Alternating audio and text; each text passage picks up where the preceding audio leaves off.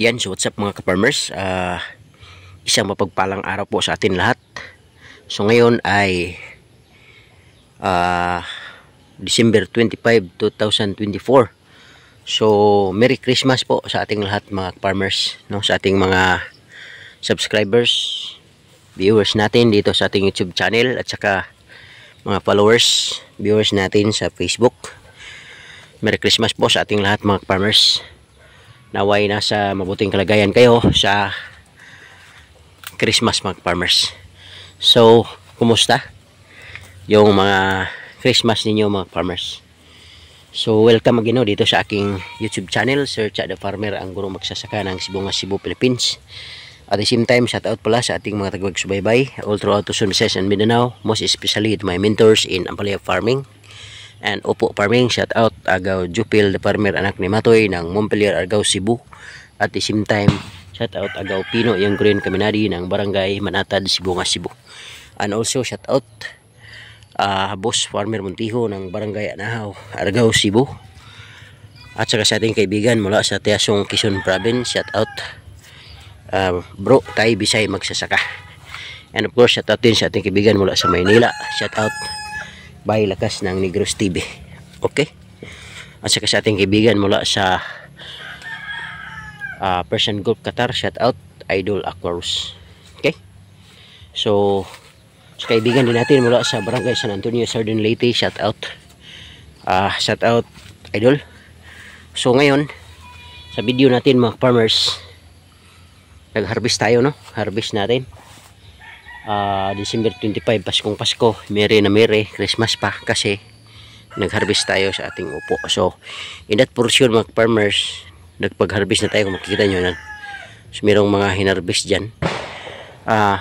Itong harvest nito mga farmers ay 6th harvest na mga farmers. So ika-6 na pitas ng ating upo mga farmers. And then yan, meron tayong harvest dyan. Dito banda mga farmers, hindi pa natin na harvest. So ngayon, haharvestin ko to mga farmers. Yan, ganito. Madami ng bunga yung ano natin mga farmers. Kumbaga, kung makikita nyo yung roofing natin, ino-occupy na ng ating upo, pero hindi pa po talaga lahat. Kasi meron, hindi pa naman masikip, maluwag pa. So, mas marami pa ang bunga sa darating ng mga buwan mga farmers.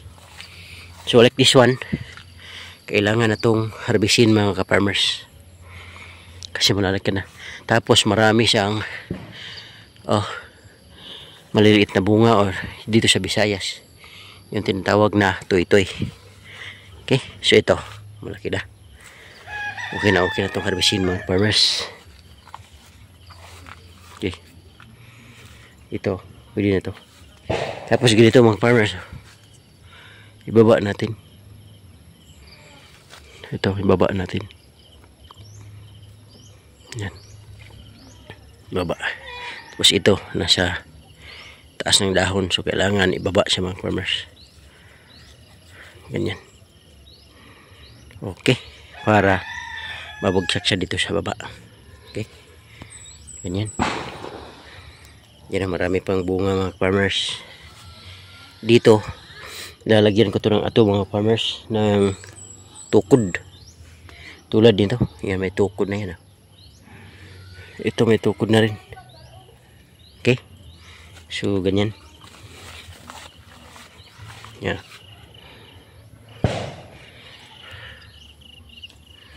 Tapos, ganyan. So far mga farmers, dahil po sa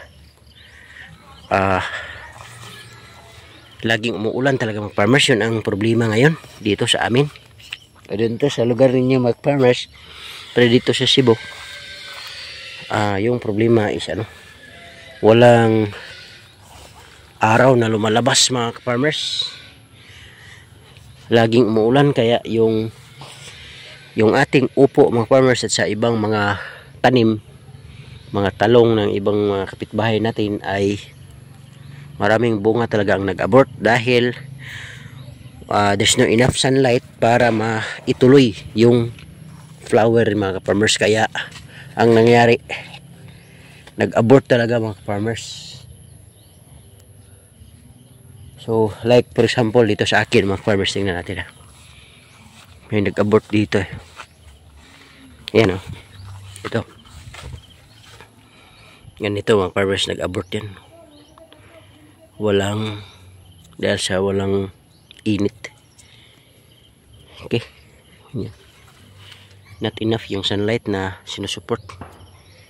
Kaya ganyan ang nangyayari mga farmers. Probably mag-abort talaga. Okay, so ganyan.